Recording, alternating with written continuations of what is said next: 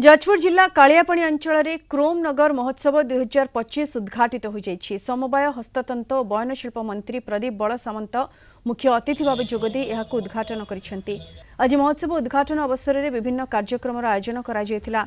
विभिन्न पंचायत आसिथिबा लोक पारंपरिक नृत्य गीतर ताले ताले शोभायात्रा करी महोत्सव पड़िया पहुंची पर आयोजित उद्घाटनी कार्यक्रम में सांस्कृतिक और रंगारंग कार्यक्रम परिवेशित होता। यह महोत्सव 3 दिन धरी चलिबो। प्रतिदिन संध्यारे नामीदामी कलाकार द्वारा मनोरंजन कार्यक्रम परिवेषण करा सह मीना बजार आयोजन करा जायछि।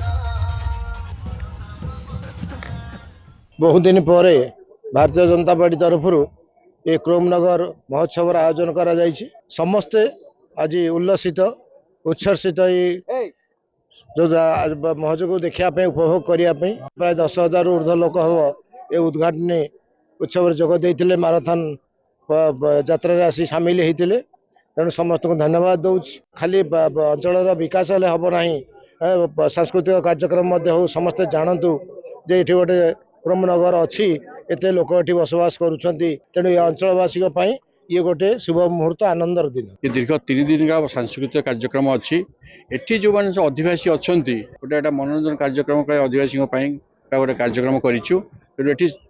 दलगत निर्विशेष समस्त जनसाधारण को आम निमंत्रण देचु आसिक मनोरंजन कार्यक्रम साफल्य करने विभिन्न जो अच्छा विशिष्ट व्यक्ति संबर्धित कराहब। स्कूल मानक खेलकूद डिबेट से जो प्रतिभा नूतन प्रतिभा भी संबर्धित कराहब।